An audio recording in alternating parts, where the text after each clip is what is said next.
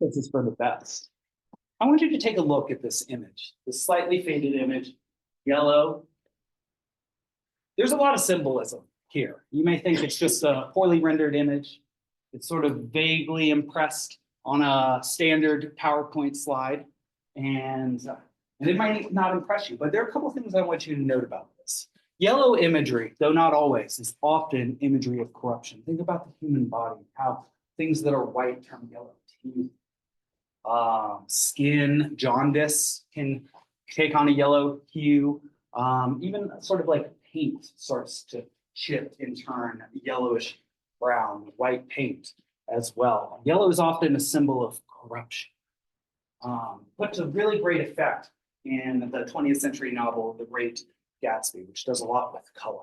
But that said, I put this character, Faust, he's the older man, not the devilish looking one in red, in yellow here to suggest a hypothesis. A hypothesis that we see a character move from the pinnacle of, let's say, standardized bourgeois morality. When I say bourgeois, I mean city morality. These are people who are not feudal lords anymore, but people who live in cities that are in some ways similar to our own. Doctors, lawyers, people who work with money, bankers, of course, teachers, and a sort of normal economy. So, a modern economy, as it were. So we have this old man, Faust, and we have this devil figure named Mephistopheles, which he could have been called Lucifer, he could have been called the devil. We'll mention this a little bit later. And yet he is called Mephistopheles, which is an extremely Greek name. But this man has achieved everything. He is a master of theology, of medicine, of law. The normal people about in his village think that he is something like an alchemist. In fact, the character Faust is based on a real life alchemist. And the story itself that Goethe used was very, very old. He writes in the at the end of the 18th century, beginning of the 19th century. The story that he is writing comes from all the way back from at least 1632 to 17th. In any case, I'm saying all of this to show that this is a great scholar and a great man to the people who live in his village. But what is it that a devil, a Mephistopheles, could offer to Faust? And this is the whole reason I've paused on this. What kind of Faustian are y'all?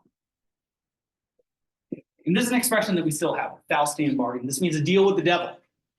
And can somebody just explain the sort of conventional terms of a deal with the devil, as you understand them? This is the right time of year, by the way, with October a day away. Yes? You get what you want, perhaps your heart's greatest desire, for your soul. It's a really interesting a very interesting sort of deal, and the sort of deal that I think doesn't really meet the criteria of the Theban paradox. Remember the Theban paradox? All Thebans are liars. I am a Theban, therefore I am a liar. Can you trust that I am a liar if I'm a liar? And I tell you that I'm a liar. It's a paradox. Because I'm telling you the truth, and I'm not lying, then I'm refuting myself. But if I'm lying, then I can't be telling the truth. So yeah, right. But it blows your mind. But that's the thing about if you lived in a cosmos where there was an actual devil who appeared to you as the devil, would you ever have enough incentive to make a deal for your soul? Is there anything in this world, if a devil actually manifests to you and immediately proves Christian cosmology is correct to your senses right then, what do you immediately know about the cost of selling your soul to another individual? Or, excuse me, not to another individual, but to this celestial metaphysical evil entity named Mephistopheles. You have an immortal soul, that there is a hell and a devil, and that most likely you're going to go to hell for all eternity. So this says something interesting about the coming secularism of the age. We talked a little bit about how Don Quixote is a work that there's still religion involved, and even Sancho mentions that when they see the devil being played by a character on the cart, he swears by God. He says, "Oh, by God, I've forgotten everything that I've been thinking." And Sancho said, "Even that devil must be a good Christian. He swears by God." Here in Goethe's Faust, as we are now past the English industrial Revolution, we are coming into more and more of a secular age, more and more of an age that resembles the age of great powers in Europe and in the United States that really epitomizes the beginning of the 20th century. That world is taking form at the end of the 18th century. And of course, you know, a huge event that was happening right around 1790 in the early 1790s. You all know what's happening. We all know 1760s, 1770s, pretty big for America. We had a revolution here. There's another big event, huge for Europe, that happens right on the heels of that. Yes? The French Revolution. Yes. The French Revolution. And that was itself a very secular revolution. Just a couple of things that you should know about that is that during the course of the French Revolution, the Parisians in Paris went into the cathedrals. There are lots of cathedrals in Paris, and they sacked them. And they stole all the things from inside them.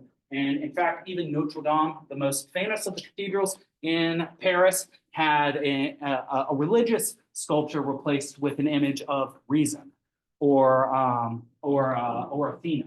And so you can tell that something that was fundamental to the religious, or excuse me, to the French Revolution was not only the notion of freedom and democracy and throwing off the reins of a monarchy, a sole dictating sort of ruler, but also throwing off the reins of religion as well. If you think about the scope of this text, the idea is that this scholarly individual makes a deal with the devil in order to receive what he most desires, pleasure.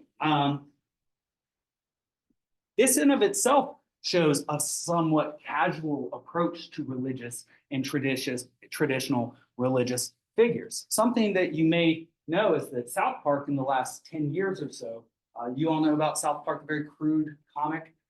They almost got into huge trouble, like Salman Rushdie had about 20 years prior, and recently suffered a terrible denouement as opposed to that, or as a result of that. But they wanted, really, Trey Parker and Matt Stone really wanted to represent the prophet, the Islamic prophet, on TV in terms of with an image. But Comedy Central did not allow them to do this. Why? Well, because it is considered a major blasphemous sort of act to represent the Prophet Muhammad in the Islamic faith in terms of an image. And yet, we have a story here as early as the late 18th century in a Christian land, representing the devil as a character in a text that is ostensibly not satanic, but Christian, at the most secular. And so I just wanted to mention that to you to give you some insight into the changing times in which we find ourselves as we move from 1615 Spain to 1793-ish Holy Roman Empire, and then eventually Germany.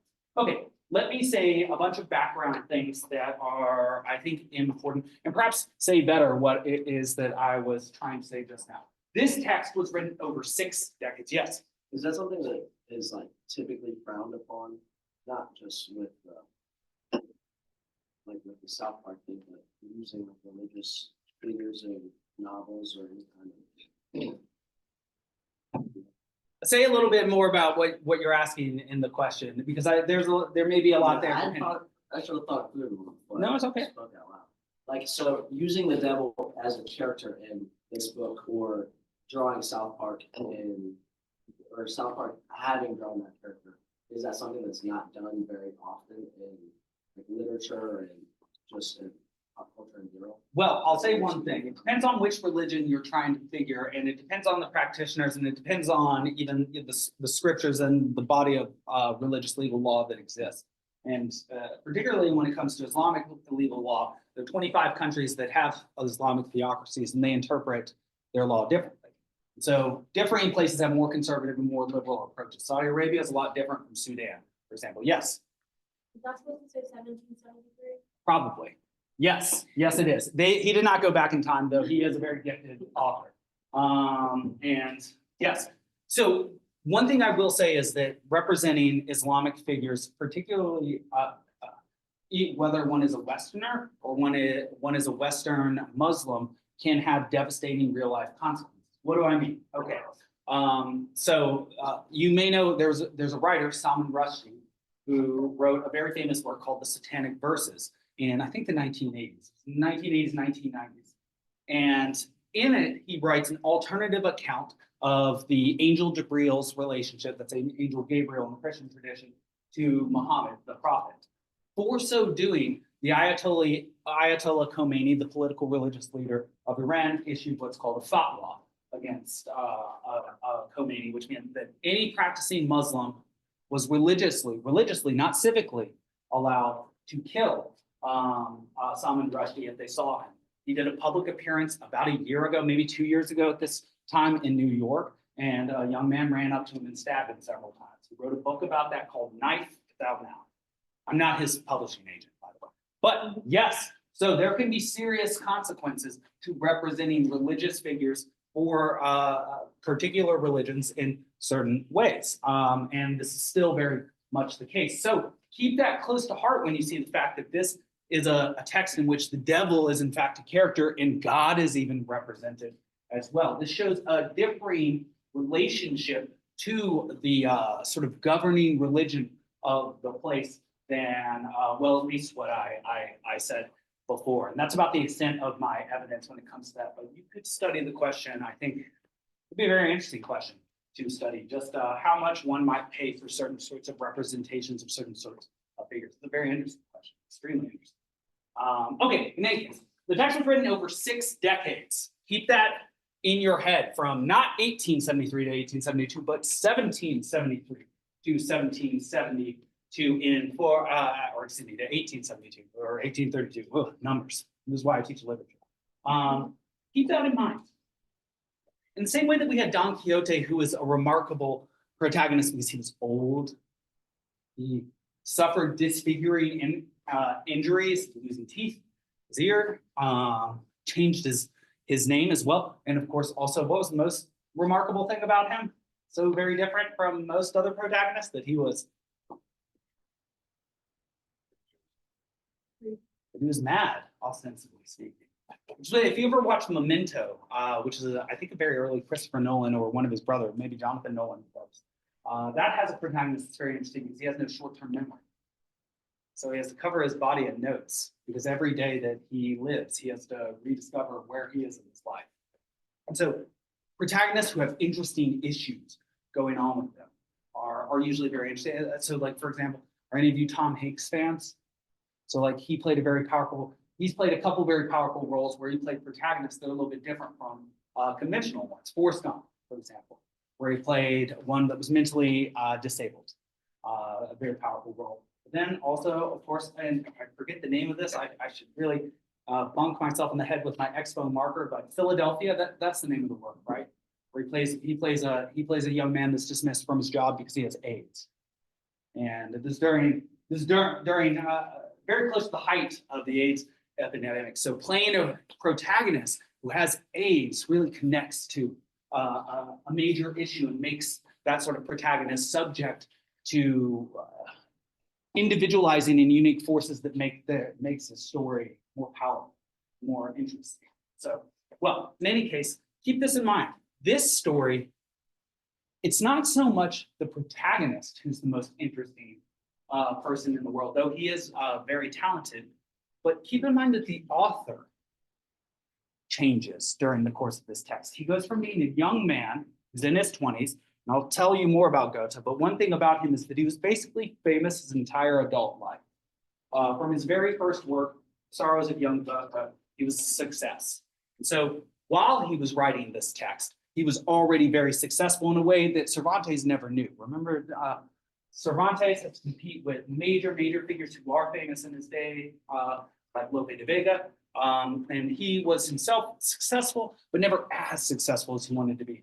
Goethe spent his entire life being called basically the German genius, the greatest mind of his day, and was often put around this group in Jena in Germany with other tremendous major figures from the early 19th century, like G.W.F. Hegel, greatest German philosophers, as well as one of the great poets of the German tradition, Friedrich Schiller. Very beautiful poet, has letters on aesthetic education, which I highly recommend that you read at some point just for your aesthetic education. Okay, so I thought about teaching Swift's Gulliver's Travels, Tristan Shandy, those are both the English works, and I think getting to the Holy Roman Empire / Germany is of importance in a world literature class. Again, keep in mind, this is written in 2 parts, separated by almost 50 years. The text was begun in the Holy Roman Empire and was completed 25 years after its dissolution. So one nation state reconstitutes itself as another. The modern nation state of Germany was founded in 1871, just to let you know that. The death of divine right of monarchy in France happened. That was in conjunction with the French Revolution, circa 1790 or so. And also illustrates to some extent the violent origins of democracy, both in the United States as well in France. Both required revolutions, violent revolutions. War perforates this play, in particular in a chapter called Before the City Gates, where soldiers in communication with each other. And we also witness something that may very well be a subversion of religion, but put that as a hypothesis. Perhaps this is a very religious text rather than secular text. Perhaps it is meant to valorize religion. So something you might want to start thinking about, particularly because now you have your prompts for your second essay, your midterm essay, is what is the relationship of this text to religion, showing a pact with a devil? Is it subverting the power of religion in a secular age, or is it valorizing it? You will, I think, have quite a few thoughts on this as the text continues to develop, particularly when we get to, and I hate this, part 2. Part 2 in this text is also, I would say, a lot more complicated than part 1, in the same way that Cervantes' Don Quixote is a lot more complicated in part 2 than in part 1. All right. This work is also written during, this is a very literature teacher thing to say, during German Romanticism, and has romantic elements in it as well as neoclassic elements in it. And in particular, here's your German for the day. Usually we get some Greek and Latin.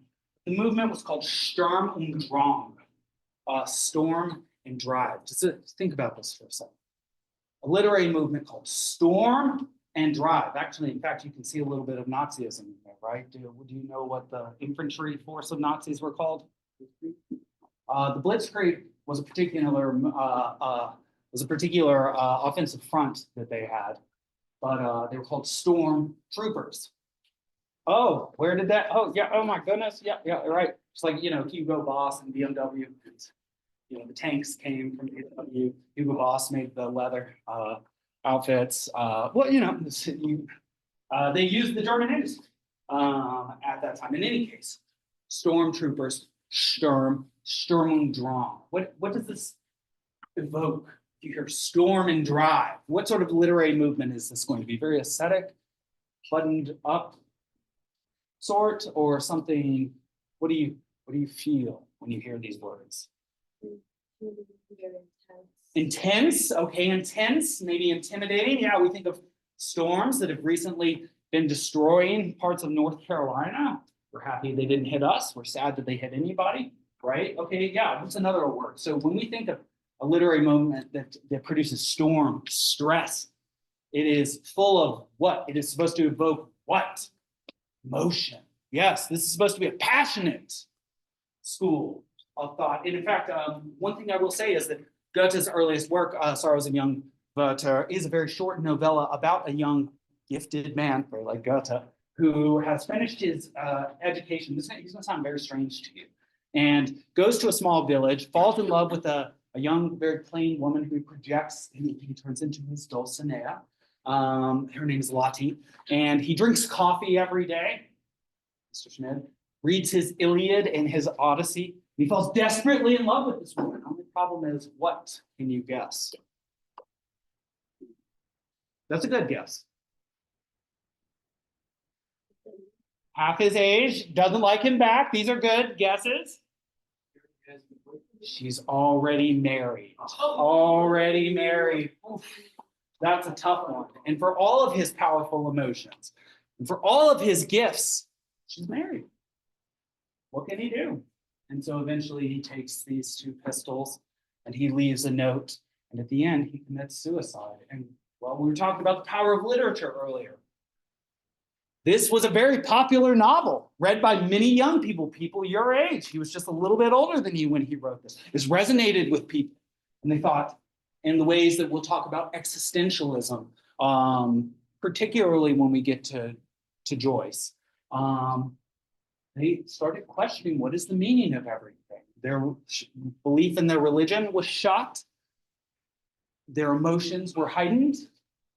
And so one of the major effects that his first work had in the Sturm and Drang tradition was to head off a series of young people's suicides. And so there was at least a very strong connection between the Sturm and Drang movement, Goethe's early work, and well, young people, I suppose, resonated with the work as much as you possibly can. That said, again, I want you to wonder and hypothesize how many of these romantic elements are present in Faust. Because Faust is not the same as Sorrows of Young Werther. It is not at all times an extremely evocative and emotional work. The first part, I would say, is. It's very straightforward. It hits you. It moves fast. You can read it quickly. The second part is far more like a Greek tragedy. It has acts, it has scenes, and there are processions of characters who present themselves in sort of a way that is reminiscent of, though this was written afterwards, the Nutcracker, and the second part of the Nutcracker, the second act of the Nutcracker, when Clara watches the Ice Princess and the various dances in front of her. And so that is very much what the second part of Faust is like. You move from being right over the shoulder of the character, Faust, and being in the game to being farther removed back. And something is often said by scholars, in which you will observe, is that the first part seems to be a different genre from the second part. So perhaps it is even the case that the second part of Faust is even more different from its first part than Don Quixote's second part is different from its first part.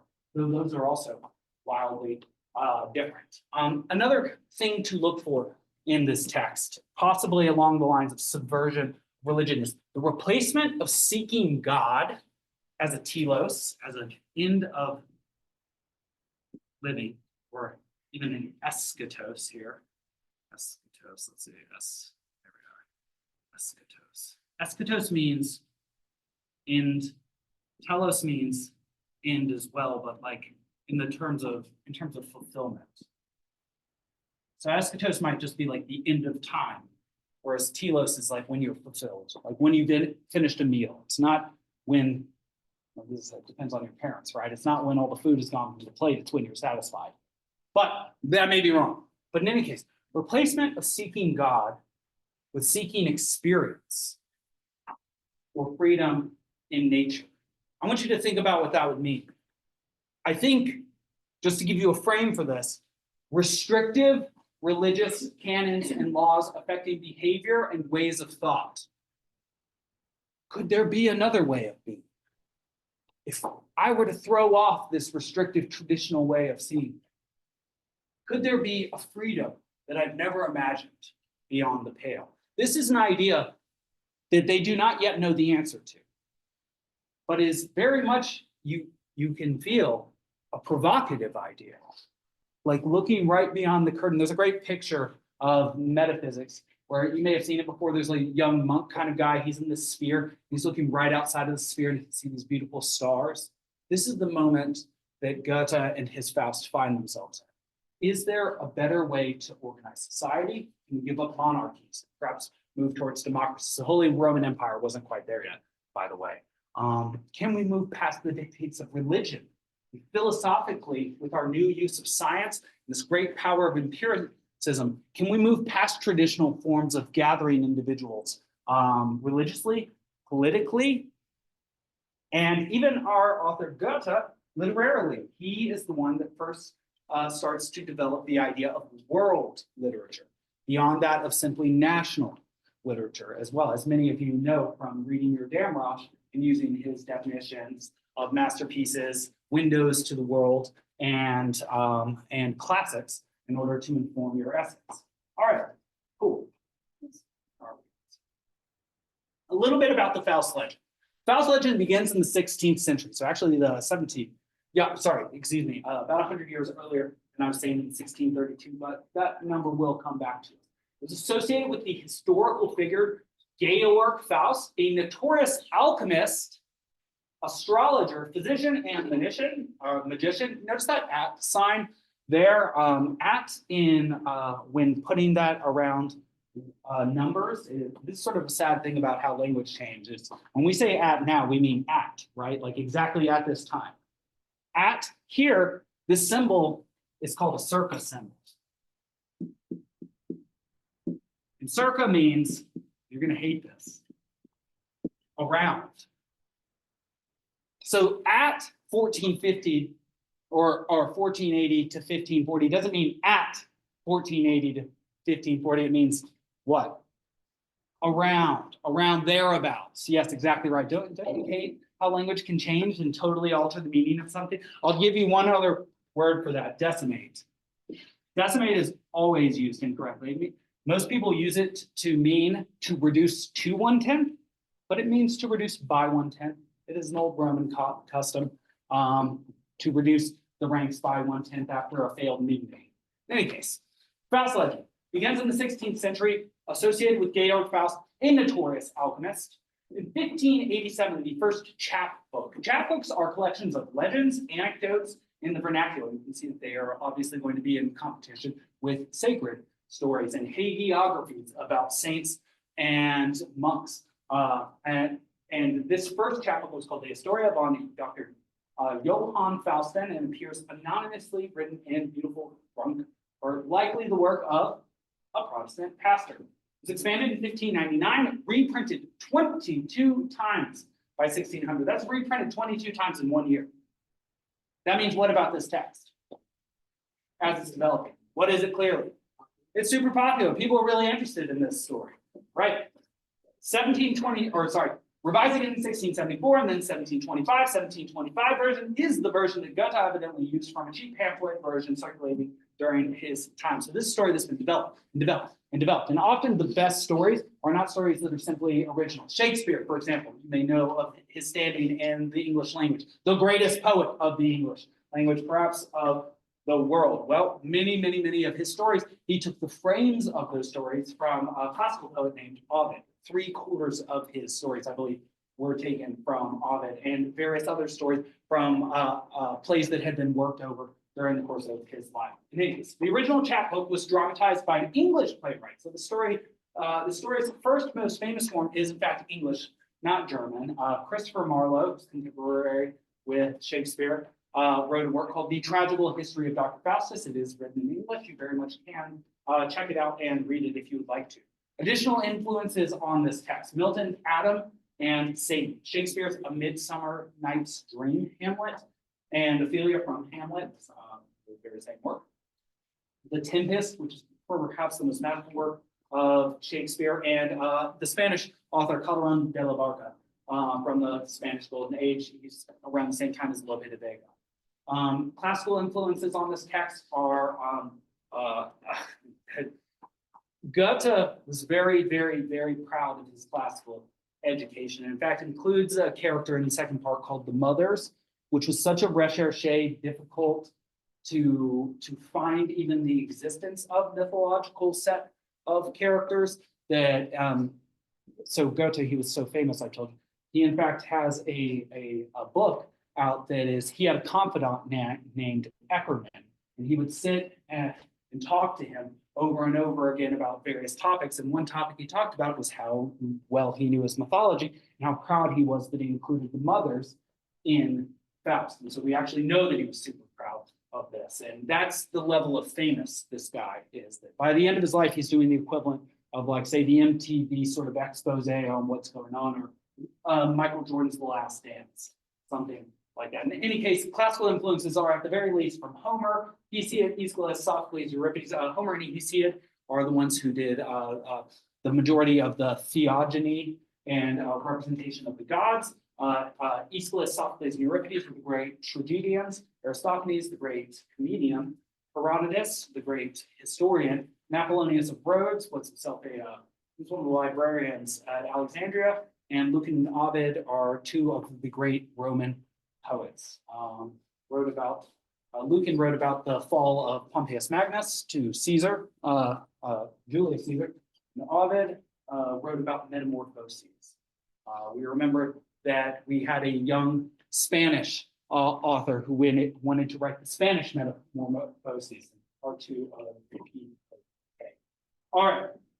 The history of the writing of Faust. There are 4 stages of composition over the 50 or 60 years. It was begun in 1773, not 1873, and last corrected in 1832, just before Goethe died. The Faust. Faust, just to tell you, like, when something is called the something, it means that it is the archetypal representation of it. So, like, say the language of humans is a language that we do not know, but would have been the hypothetical first language that was spoken by humans, which we can discover elements of through looking at various languages, their disseminations and similarities between them. So the Faust is the unwritten first sort of soul of the story that is added to and eventually written down.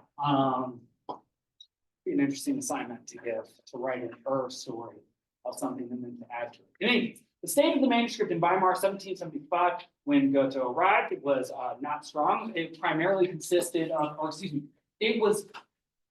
there were only a few parts of the story at this point. Over time, additional parts are added, which will make sense to us as we get deeper into it. So the original story consisted of the tragedy of Gretchen or Marguerite. Note that for no reason, these are both the same names or the names of the same character. Right? She is referred to as Gretchen and Marguerite. You can try and find some literary significance to this. I have not myself. She is simply referred to by both names. And that is the major kernel substance of the first part. It is sort of a love story, but I think you can start to see from the Faustian bargain, what is it that Faust offers to the devil? His soul. What is it that you think that he wants? Well, he wants to experience all things, but this is an old scholarly man who's been stuck in his office. What do you think the first thing that he wants to experience is?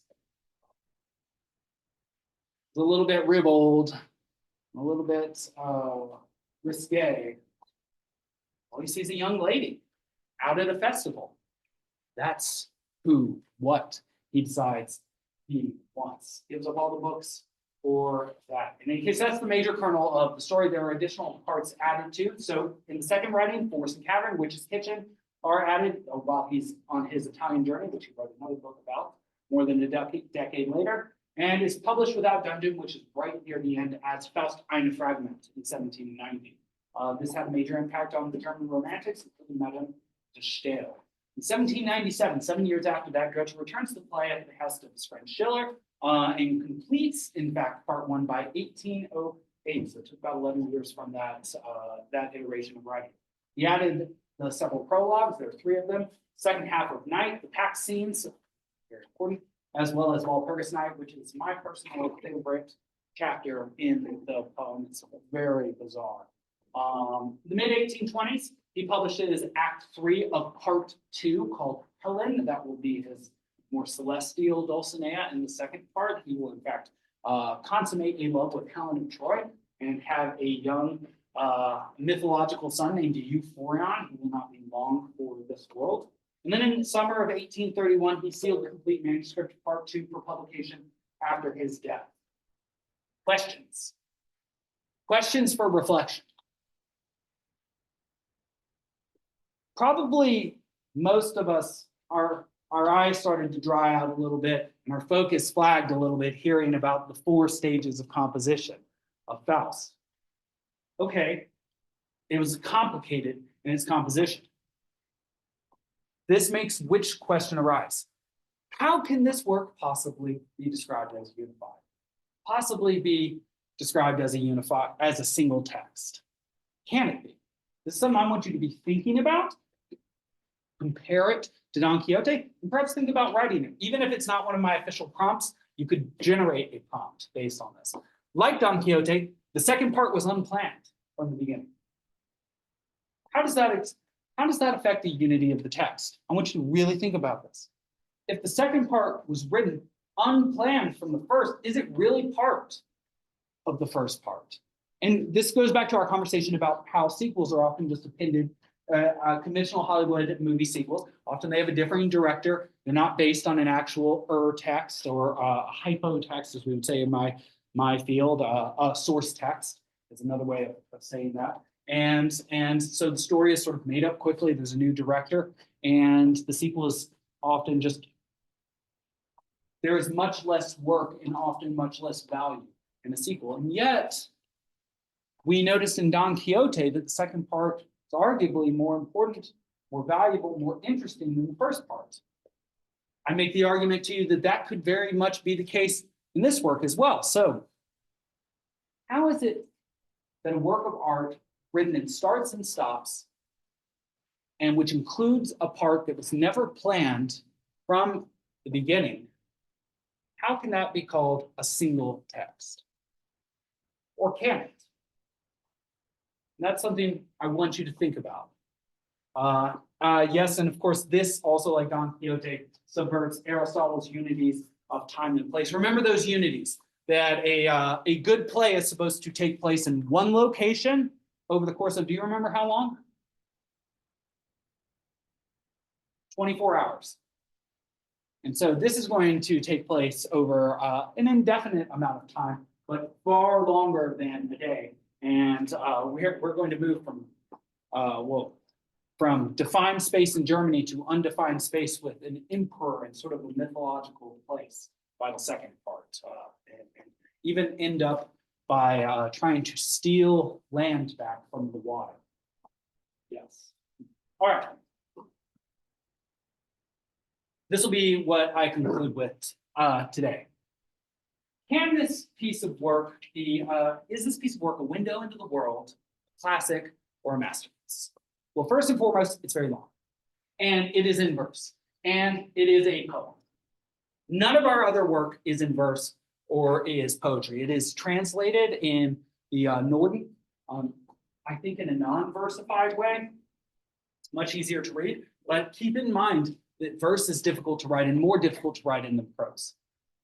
12,000 lines puts it right up there with Dante. Dante is something like 14, the Divine Comedy, 14,133 lines.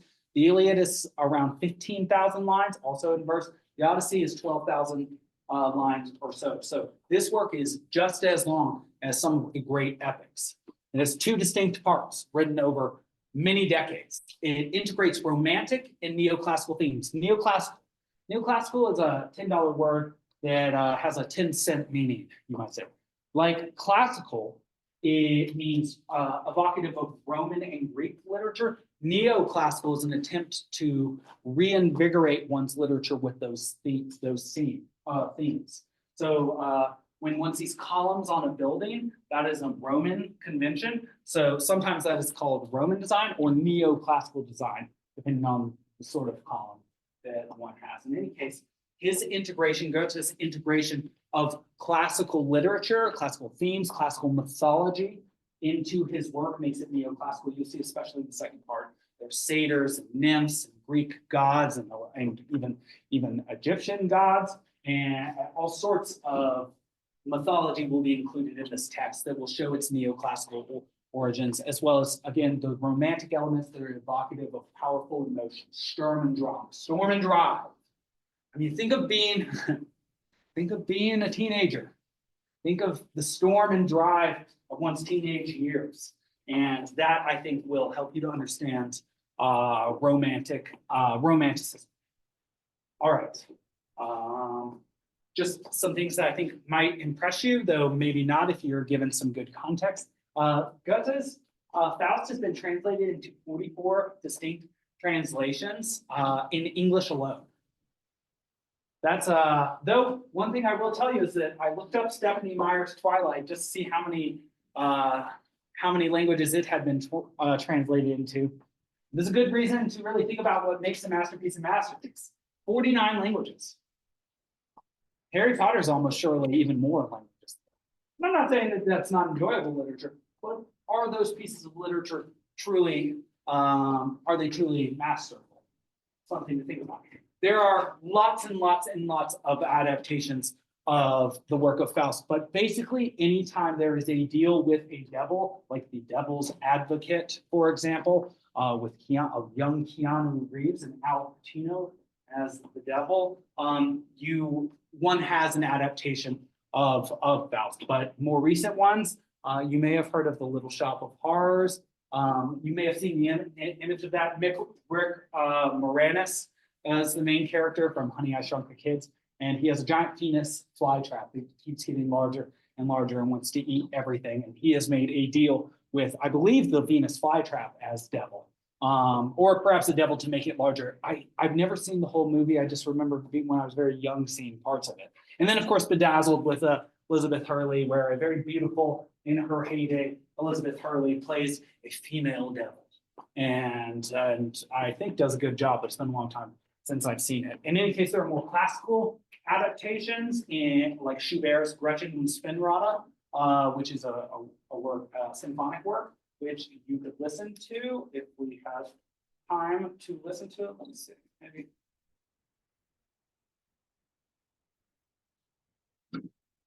maybe for 1 second or so, just to give a little bit of edification here. The music might be really loud, by the way, I don't know. It may also be. Forgive me.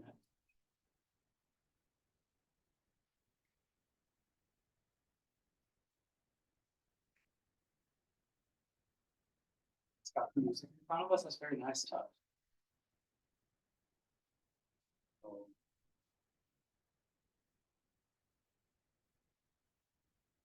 Or languages. So. This is in German. One thing I would listen for here is elements of romanticism. Do you feel an attempt to evoke emotion in it? And in particular in this sort of music, listen for crescendo. Faster, faster, faster, faster, faster. These are fast notes here.